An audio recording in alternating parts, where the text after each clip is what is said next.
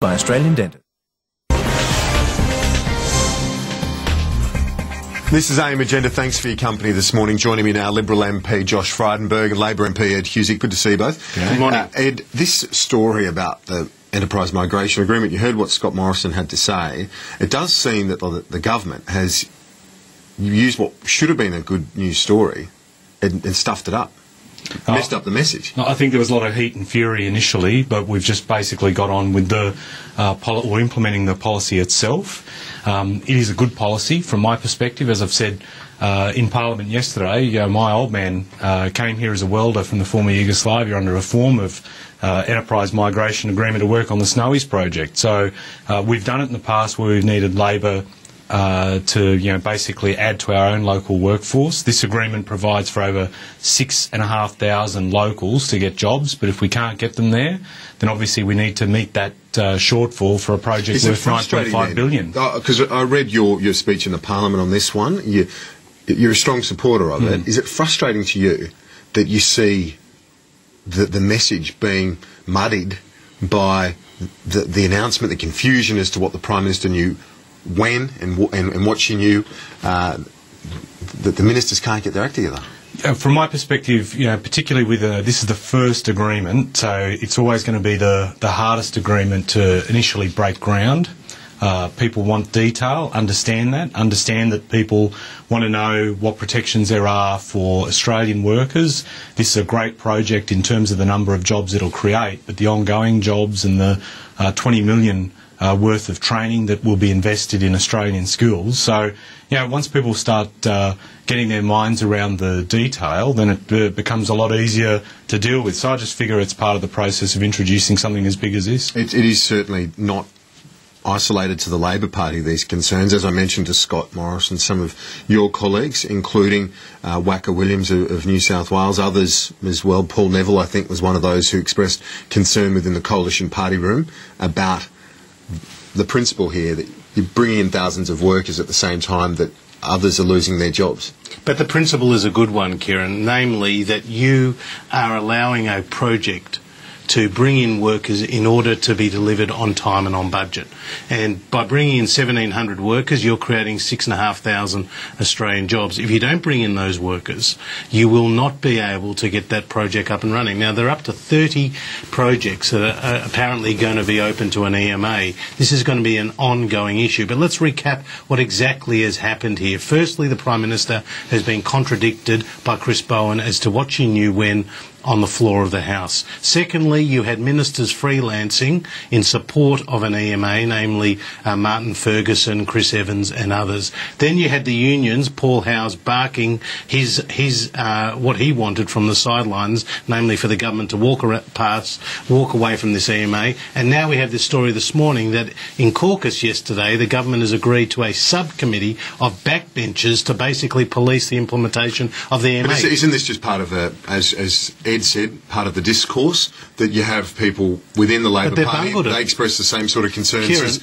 some of your own colleagues? Kieran, they've bungled it and they've sent exactly the wrong message to business when you said at the start of the program that this was an opportunity to sell a positive message that in Australia you can invest and that the government will allow foreign workers to come in to enable a project to be viable. That's the good message, but the way this government has handled it, the way the Prime Minister's been contradicted by her own ministers, the way the Prime Minister's let her own ministers hang out there to dry is a very bad message and a sign of worse things to come for her.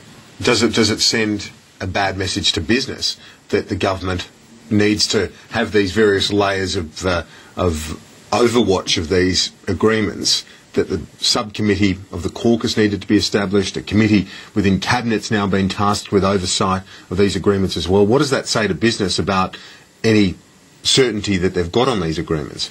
Well, two quick points. First, this agreement is going ahead to support a $9.5 billion project creating thousands of jobs here in Australia. It's going ahead. If you were to listen to Josh a few moments ago, you'd think it had been stopped and it wasn't proceeding. Not the case. The second is, the difference with us versus the coalition is that if there are people that have got views and different points of views, we work out a way to basically deal with that within the structure of government. Their view is suppress dissent. That is, don't allow for people to have their different views. You've quizzed him a number of times about the views that exist there. There's no point in hiding it. There are people that have different views on these agreements. They're entitled to those views, and we should be able to manage different viewpoints within our structures. So, frankly, we've got the way of going ahead on it. The other telling thing about the Coalition's point of view is that what's interesting is that if you have a difference of opinion with business or anyone else in terms of the management of the economy, you don't then do anything that works for the better interest of the economy. And by that I mean they were quizzing us about the fact that we've had differences of opinion with Gina Rinehart. Why do this agreement? Frankly, it's good for the country, and political arguments should be put to one side. You can't even do classical farewell, mate. I just want to pause our discussion for a moment. We're going to cross live to Washington, a very sombre story, and this is with me again Ed Husic and Josh Frydenberg. Ed, this is such a tragedy what we're seeing unfold in Syria. A lot of reaction to the massacre in Hula, but this is a year-long conflict. We've seen thousands of civilians killed. Absolutely. And it's not just a tragedy, it's an outrage. We've seen in the last 24 hours, Senator Carr announced that we'll be expelling 2 Syrian diplomats. We've got travel and financial restrictions on about 106 individuals and entities. We've also taken those actions within the context of other actions taken by the international community. At a personal level, I think governments don't kill kids. Frankly, there's things that we've seen in the last few days where children have died as a result of government actions are simply an outrage. I think we've taken the steps at this point in time, but I actually am very concerned about moves to delay any action by, for example, going to investigations. We can see before our eyes what's happening here, and I do think that at some point the international community will need to take a harder stand on this. Because I've seen it elsewhere in the globe, and if we don't, this will just keep going on and on and on. The dilemma, isn't it, Josh, as Jill referred to there, that this Assad regime has got such a lock on power. It's part of the Alawite Shiite sect within that religion. 7% of the population, but almost total control of the military and the power. Absolutely, and that's why the Alawites are getting support from Iran, both material and moral, because of the Shiite linkages. And this is really opening up a broader schism within the Islamic world between the Sunni countries like Turkey and Egypt and the Shiite countries like Iran and their friends in Syria with the Alawite sect, as well as Iran's proxy in Lebanon, namely Hezbollah. And so this is where I think we really need to put more pressure, because obviously China and Russia are key here in terms of the action at this UN Security Council. But we need to expose Iran here for its role in supporting this very brutal Syrian regime. You see, Bashar al-Assad, who's the current leader of Syria, is a Western-trained, an English-trained doctor, but he's turned out to be as brutal as his father. His father, Hafez al-Assad, was responsible for killing more than 20,000 people in 1982 in a place called Hama.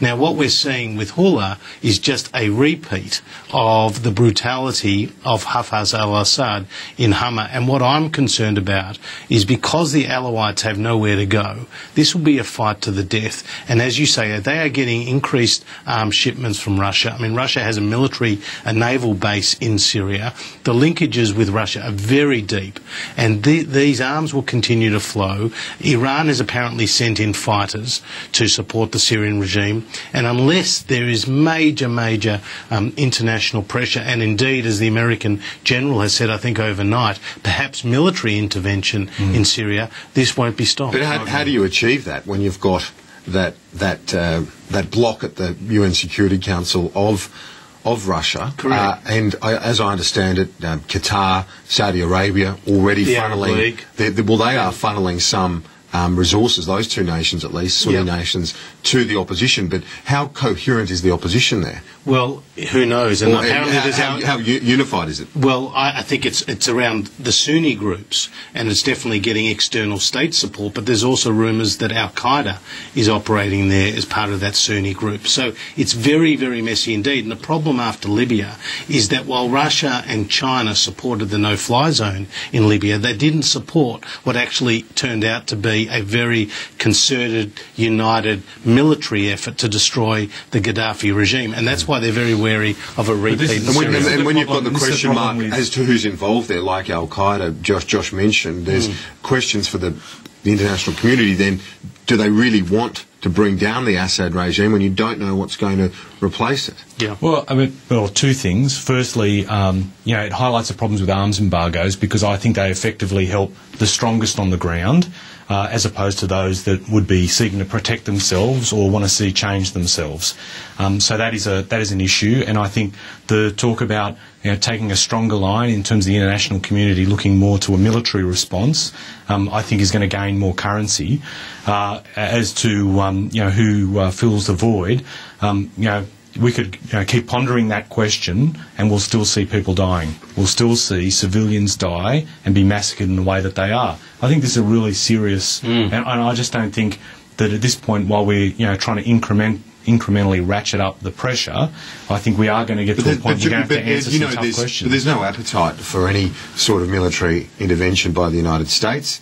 With the presidential election just a few months away. Well, they are fatigued when it comes to But Kieran, can I say it's military become a involvement. really partisan issue at the moment within the United States because you've got Senator McCain, Mitt Romney and others saying that basically President Obama has had a timid response. So there's a lot of domestic pressure ratcheting up in the United States Congress for President Obama to do more. And the fact that the chief of the United States military came out last night basically saying perhaps military intervention here is a possibility, I do think opens another door, and we'll see how it plays out internationally over the next few days. Yeah, it will be fascinating to watch. It is, as you said, an outrage what we're seeing. Well, the other happening thing there. I'm concerned about is there are about, at least this point, 100 Australians that are still in Syria.